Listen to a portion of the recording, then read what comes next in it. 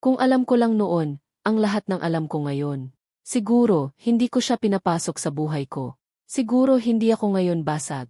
Ako si Elena, 28 taong gulang. Tahimik lang ako. Yung tipo ng babaeng hindi mo mapapansin agad. Hindi maingay. Hindi mapapel. Hindi mahilig sa eksena.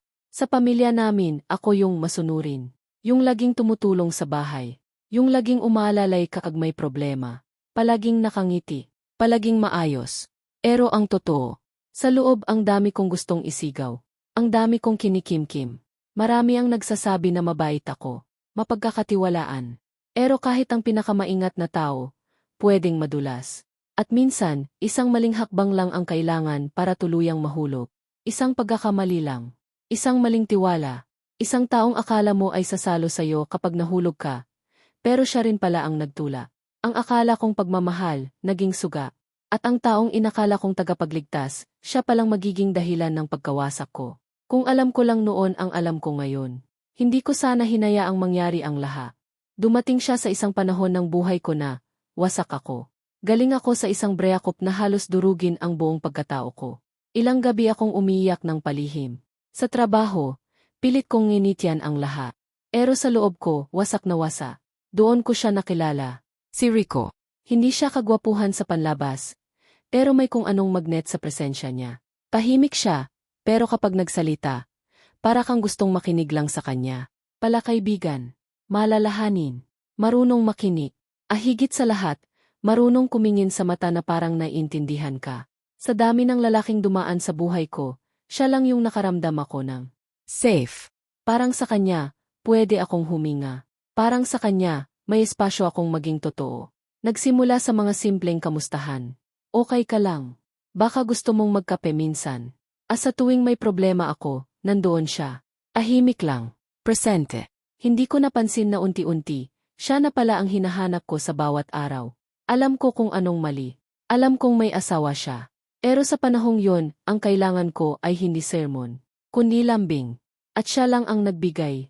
Minsan iniisip ko, kung hindi ba ako naging mahina noon? Kung hindi ba ako naging sabik sa atensyon? Maaari bang hindi siya naging mahalaga sa akin? O baka kahit anong gawin ko, palagang darating siya para baguhin ang direksyon ng buhay ko. Sa paraang hindi ko na mababawi. Walang nagsisimula bilang kasalanan. Minsan, nagsisimula lang sa isang sandaling kahinaan. Sa amin ni Rico, isang gabing maulan ang naging simula ng lahat. Gabi ng Biyernes. Nag-overtime kami pareho. Wala nang ibang tao sa opisina. Tahimik, malamig. Ang ingay lang ng ulan sa labas ang may rinig. Nandito ka pa rin, tanong niya, sabay abot ng kape. Umupo siya sa harap ko, sa mahabang mesa ng meeting room. Wala akong uyan, pabiro kong sagot.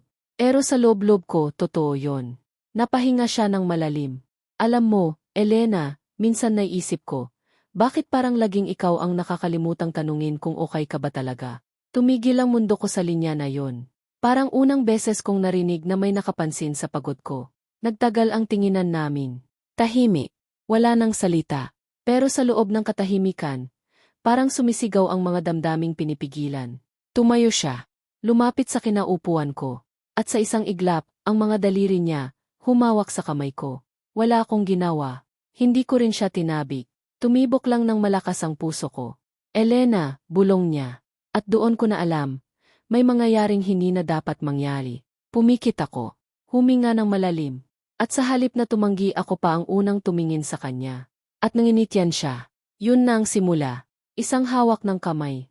Isang titig na mas matagal kaysa dapat. Isang ngiti na may kasamang lihim. Simula pa lang ng pagkakamali. Pero ramdam ko na agad na mahirap na itong itama. Mula noong gabing yon, nagbago ang lahat. Sa panlabas, pareho pa rin kami. Sa opisina, normal. Walang halata. Pero sa likod ng bawat kamusta, ng bawat palihim na tinginan, may lihim na nagsisimulang lumalim. Naging mas madalas ang overtime. At tuwing kami lang ang natitira sa building, parang may sariling mundo kaming dalawa. Isang mundong hindi alam ng iba. Naging ugali niya ang magdala ng pagkain. Para hindi ka na magutom, sabi niya. Atawa ko. At tanggapin. Pero sa loob, alam kong hindi lang pagkain ang dinadala niya. Dala niya rin ang atensyon, lambing at pagkalinga. Na matagal ko nang hindi nararamdaman mula kahit kanino. Isang gabi, nagyaya siya. Gusto mo bang magpahangin sa labas? Sandali lang. Kape lang tayo. Dala ng gabi. Dala ng lamig. Dala ng pagod. Sumama ko. Naglakad kami sa isang parking malapit sa opisina. Tahimik. Walang ibang tao. Sa ilalim ng poste ng ilaw, kumigil kami. Nasa likod niya ang liwanag. At doon ko siya tiningnan. Hindi bilang kaopisina, hindi bilang lalaki ng iba, kundi bilang taong, kahit bawal, ay nakaramdam ako ng ligtas. Ito na ba yun? Tanong ko sa sarili. Ito na ba yung sinasabi nilang tukso? O ito na ba yung pagkakataon na matagal ko nang hinihintay? Yung may pumili sakin, kahit bawal. Hindi ko alam kung ilang minuto kaming nakatitig sa isa't isa. Pero ramdam ko, pareho kaming naghihintay ng pahintulot. Pareho kaming natatakot, pero sabi. At noong inabot niya ang kamay ko, hindi ko na pinigilan. Naglakad kami pabalik ng magkahawak kamay. Tahimik. Walang usapan. Pero sa pagitan ng mga palad namin, nandoon ang mga salitang hindi namin masabi. Gabi ng Sabado. Akala ko'y isa lang sa mga karaniwang gabi, kung saan magte-text siya sa akin ng palihim. Nandito lang ako malapit. Gusto mo bang magkita sandali? Hindi na ako nagtaka. Hindi na rin ako nag-alinlangan. Bumaba ako ng bahay. Nakasuot lang ako ng simpleng jacket, jogging pants, walang makeop, walang arte. Pero noong nakita ko siyang nakasandal sa sasakyan, nakaitim na shirt, hawak ang dalawang kape. Parang ako na naman yung babaeng pinili. At walang ibang iniisip kundi siya. Sumakay ako. Ahimik kami sa una. Pero yung katahimikan hindi awkward. Parang komportableng katahimikan ng dalawang taong pareho, nang may alam sa mangyayari. Huminto kami sa isang lugar na tahimik, malayo. Overlooking sa city lights. Walang dumadaan. Sa labas, malamig. Pero sa loob ng kotse, mainit ang hangin. Tumigil siya sa pagsasalita. Tumingin lang siya sa akin. Matagal. Malalim. Elena, bulong niya. Hindi ko na siya hinayaang tapusin ang sasabihin niya. Ako na ang lumapit. Ako na ang humawak sa mukha niya. At doon na nagsimula. Ang halik na matagal ng kinikimkim. Ang paglalapit ng dalawang taong parehong humabol sa maling sandali. At ngayon ayaw na bumitaw. Niyakap niya ako ng mahigpit. Parang takot siyang mawala ako. At ako, parang gustong mawala na lang sa oras na yon. Para wala ng tama o mali. Para kaming dalawa na lang ang mundo. Hindi ko alam kung ilang minuto o oras kaming nasa ganoong sandali. Pero alam kong pagkatapos noon, wala nang balikan. Nilapitan namin ang apoy.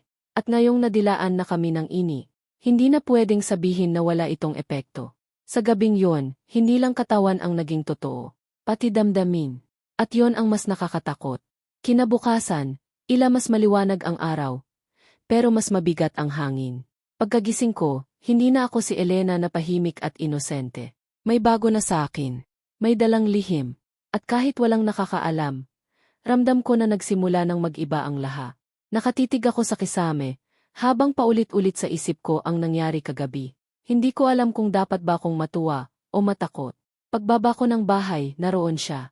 Nasa dining table, kasama ang ibang kaopisina. Parang walang nangyari. Parang hindi ako ang babae na hinalikan niya habang kahimik ang gabi. Naupo ako. Tahimik. Pero bawat galaw ko, parang may mata na sumusunod. At totoo nga, tuwing palihim akong sumusulyap sa kanya, nahuhuli ko siyang tinitingnan din ako. Pero hindi na yon katulad ng dati. Hindi na lihim na masaya, kundi lihim na mabiga. Ang bawat lagok ng kape, may kasama ng kaba. Ang bawat tanong na okay ka lang, ay may ibang ibig sabihin. At ang bawat ngiti pilit na. Nang magkara ako, sumunod siya. Hindi agad, pero sumunod siya. Ahimik kaming nagkatinginan sa halway. Elena, okay ka ba? Hindi ko alam, sagot ko. Ikaw? Napayo ko siya. Hindi ko rin alam. Walang halik, walang haplos. Pero ang pagitan naming dalawa, mainit pa rin. Hindi dahil sa damdamin lang, kundi dahil sa guilt. Na para bang kahit anong gawin namin, para magbanggap na normal ang lahat. Hindi na talaga pwede. Kahit wala pang nakakahalata. Ramdam na ng kaluluwa ko, may nabasag na. Makalipas ang ilang araw, akala ko makakalimutan na namin ang lahat. Na parang isang gabi lang yon na pwede nang ibaon sa katahimikan. Pero hindi pala ganun kadali. May mga bagay na kahit hindi sabihin, nararamdaman. May mga mata na marunong bumasa kahit walang salita. At si Carla, ang kaibigan kong matalas ang pakiramdam. Nagsimula ng magtanong, Elena, parang ang kahimik mo Latelia. May problema ba? Wala naman. Sigurado ka. Iba ang aura mo ngayon. Parang may tinatago. Napangiti ako ng pili. Pero sa loob ko, bumaliktad ang tiyan ko. Hindi lang siya. Pati mga kasamahan namin sa trabaho, napapansin ang tensyon. Minsan habang kumakain kami ng lunch sa pantry, nahuli kong nakatingin sa amin si Mia. Pabalik-balik ang tingin niya sa akin at sa kanya. As sa bawat tanong nilang, may something ba sa inyo? Napapabilis ang tibok ng puso ko. Kahit sinabi ko nang wala, hindi na sila kumbinsido. May isa pang gabi, habang nagsasara na kami ng opisina, nagkatinginan kami. Mabilis. Bitin. Pero sapat para mahuli kami ni Carla. Uy, nakita ko yon ah. Ano? Yung tinginan nyo. Aminin mo na. Kahit ano yon, mali yon. Mali. So may yon nga talaga. Napatahimik ako. Hindi ko na alam kung sino ang pinoprotektahan ko. Ang sarili ko, siya, o yung katotohanang ayaw naming aminin. Sa bawat sulya. Sa bawat awkward na katahimikan. Sa bawat tanong na parang biro, pero may halong totoo. Alam ko na. Malapit ng mabunyag. Hindi ko alam kung paano, kung sino, o kung kailan eksakto. Basta isang araw, sumabog na lang ang lahat. Gabi noon. Kalmado sa labas, pero sa loob ng opisina, may bagyong papalapi. Habang nag-usap kami sa break room, ako, siya at si Carla, may biglang pumasok. Si Mia. Hawak ang cellphone. Namumutla. Nanginginig. Elena, ikaw ba to? Ipinakita niya ang skin. Isang litrato. Hindi malinaw, pero sapat para makita. Ko. Siya. Magkasama. Malapit. Mas malapit pa sa dapat. Walang salita ang nakalabas sa bibig ko. Wala ring excuse na kayang burahin ang ebidensya. Ahimik ang buong paligid. Pero ang utak ko sumisigaw. Nilingon ko siya. Ang dating kalmadong mata niya, ngayon ay puno ng kakot at pagsisisi. Sorry, bulong niya. Hindi ko sinasadya. Hindi ito dapat mangyari. Pero nangyari na. At hindi na kayang ibali. Umalis si Mia, umiya. Kasunod niya si Carla, hindi makatingin sa akin. Noong gabing yon, hindi ako makatulog. Tila may apoy na dumadaloy sa katawan ko. Hindi dahil sa gali, kundi sa hiya. Sa mga mata ng lahat, ako na ang babae na walang respeto. Ako na ang sumira sa tiwala. Ako na ang dahilan kung bakit may luha, sigawan, at tanong na walang sagot. Kinabukasan, tahimik na pahimik ang opisina. Walang bumati. Walang tumingin. Parang naging multo ako, naririnig, pero ayaw harapin. Lumapit siya sa akin, huli na. Kung pwede ko lang sana ibalik ang oras. Pero hindi mo kaya, sagot ko. At ako rin, hindi ko rin kaya. Ang isang gabing puno ng damdamin. Ngayon ay naging araw-araw na pasaki. Wala nang halakha. Wala nang kilig. Ang natira lang ay saki. Sa mga sumunod na araw, parang wala nang kulay ang mundo. Papasok ako sa trabaho na parang robot. Walang buhay. Walang direksyon. Parang may bigat sa dibdib na hindi ko alam kung kailan gagaan. Lahat sila, si Carla, si Mia, pati ang ibang kaopisina. Wala na ni isa ang lumalapit. Ni isa ang nagtatanong kung okay lang ako. At siya, laging nasa tabi ko, pero hindi ko na maramdaman. Elena, bulong niya minsan habang nasa rooftop kami. Gusto kong ayusin to. Ayokong mawala ka. Pero paano mo ayusin ang isang bagay? Nasinira niyo pareho. Paano mo babalikan ang dati? Kung alam mong hindi na kayo kailanman magiging katulad ng noon. Tumahimik ako. At sa katahimikan ko, ramdam niyang may desisyon na akong ginagawa. Kinagabihan, umupo kami sa isang parking malapit sa opisina. Tahimik. Malamig ang hangin. Pero mainit ang kakiramdam sa loob ko. Parang may apoy na hindi maapula. Elena, sabi niya, kung kaya mo pa akong patawarin, pipiliin pa rin kita. Araw-araw, kahit mahirap, tumingin ako sa kanya.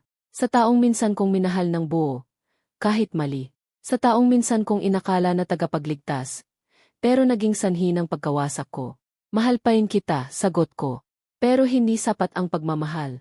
Huminga ako ng malalim, pinipigilan ang luha. Kung ang kapalit ay ako ang nawawala sa sarili ko. Tumayo ako.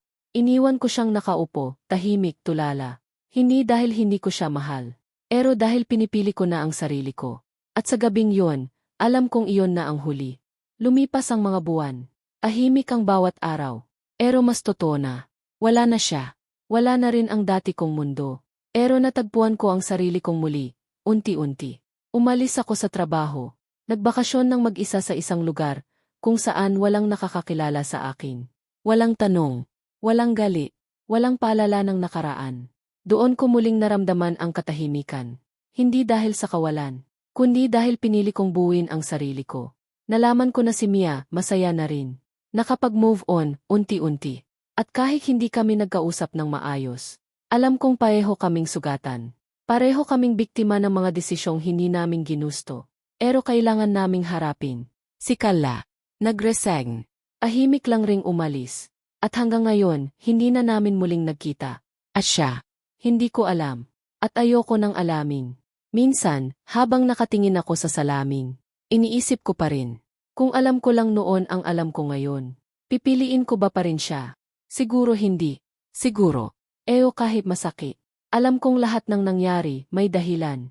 Dahil kung hindi ako nasaktan, hindi ko matutunan ang pinakamahalagang leksyon sa buhay. Ang pagmamahal hindi palaging tama. At ang pagbili sa sarili ay hindi egosmo, kundi kaligtasan.